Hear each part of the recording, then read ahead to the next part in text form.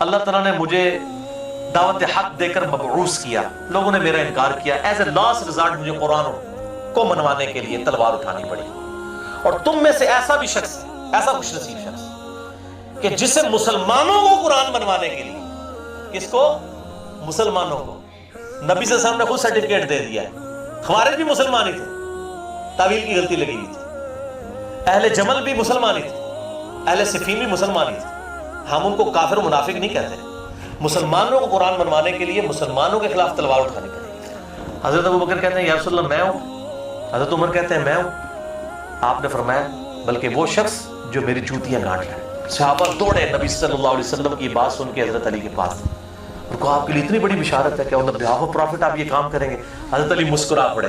صحابہ کہتے ہیں ہم سمجھ گئے کہ حضرت علی کو یہ بات پہلے سے پتا تھی کہ میں نے یہ کام کرنا ہے۔ اور پائے جی ڈیوٹی لا کے گیا ہے نبی صلی اللہ علیہ وسلم خود، اور شک ہوئے گا کہ منو جمل کرنی چاہیے ہے، صفین کرنی چاہیے ہے، نہروان کرنی چاہیے ہے، اس کے پیچھے تو نبی کھڑا ہوا ہے۔ تو یہ دھوکے دیتے ہیں، یہ روند مارتے ہیں، بھائی یہ دلائل النبوہ ہے، نبی صلی اللہ علیہ وسلم کی نبوت کی خبریں ہیں۔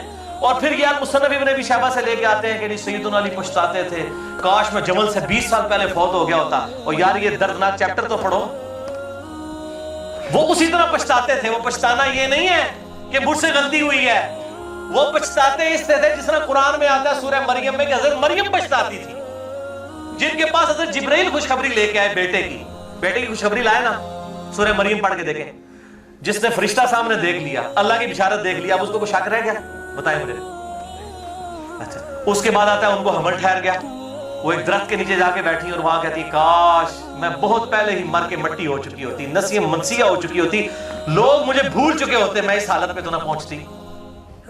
اس کا مطلب حضرت مریم کو شک تھا جی، ناسبیو حضرت مریم کو اللہ اور جبرائیل پہ شک تھا، ان کو پتا تھا کہ اس میں جبرائیل کہتا ہے کہ آپ کے بیٹے کو ہم نشانی بنانے والے ہیں۔ یہ بحثیت انسان وہ انہوں نے دکھ کیا کہ ٹھیک ہے اللہ تعالیٰ نے مجھے چنا تو صحیح، لیکن ان کو ایک خدشہ تھا کہ اتنی بڑی ازمائش میرے اوپر آئی ہے، اس ازمائش سے میں کیسے نکلوں گی؟ لوگ تو کہیں گے یہ بچہ کہاں سے اٹھا کے لے، اس کی تو شادی نہیں ہوئی ہے۔ انسان ہونے کی حیثیت انسان کو پریشانی تو ہوتی ہے۔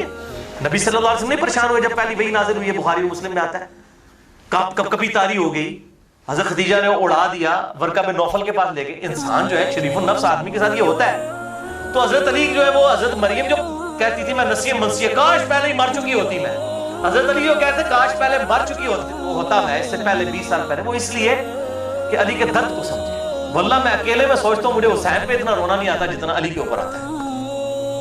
اس شخص کو دیکھیں جس نے سب سے پہلے اسلام قبول کیا، جامع ترمذی کی حدیث ہے زید ابن ارقم سے کہ سب سے پہلے علی نے اسلام قبول کیا ہے، حضرت خدیجہ کے بعد، پھر زید ابن حارثہ نے، اور پھر ابوبکر صدیق۔ یہ ترتیب ہے ان کی زمانی۔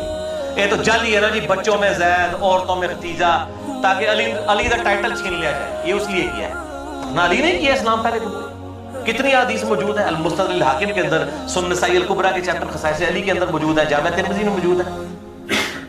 آپس میں تو اکٹھا تو نہیں کسی نے کلمہ پڑھا، آپس میں ترتیب موجود ہے۔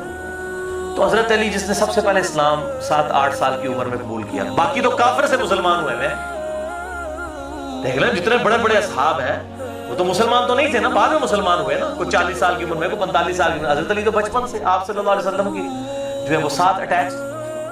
جس شخص نے بچپن سے اسلام قبول کیا، ہر وقت حضور کے ساتھ رہا، غزوہ خیبر میں اسلام کو فتح دلائی، غزوہ خندق میں ابن عبد الود جس کا کوئی مقابلہ کرنے کے لیے آگے نہیں ہوتا تھا، جو 100 بندوں سے اکیلا لڑتا تھا، اس کو قتل کیا، جس نے اسلام کو اس اور شیب ابن ابی طالب کے اندر اس نے وقت گزارا 3 سال کا، جس نے اسلام کو زیرو سے اس بلندی ایپیکس پہ پہنچتے ہوئے دیکھا کہ حضرت عمر کے دور میں 3 براعظموں تک اسلام کی حکومت پہنچ گئی، اور اس کو اپنی زندگی میں یہ چیز دیکھنی پڑ رہی ہے کہ اس کے سامنے وہ اسلام کا نظام جو ہے وہ بکھرتا جا رہا ہے بنو امیہ کے گورنروں کی وجہ سے۔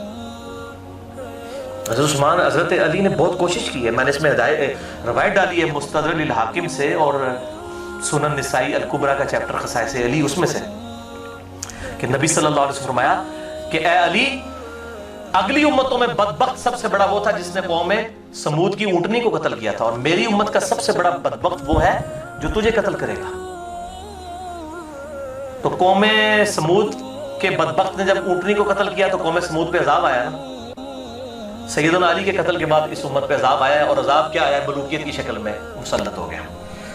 ان لوگوں نے حضرت علی ایک آخری کوشش تھے کہ کسی طریقے سے ابو بکر اور عمر کی خلافت کو بحال کیا جائے، جسے سیدنا عثمان کے گورنروں نے سپائل کر دیا تھا۔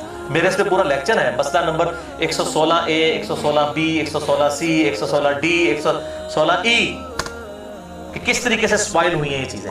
سیدنا علی تو آخری کوشش تھے، تو میرے بھائی اس نے تو کہنا تھا کاش میں مر چکا ہوتا، میرے سامنے اس طریقے سے معاملات نہ ہوتے، اس طریقے سے مجھے یہ دکھ نہ دیکھنے پڑتے۔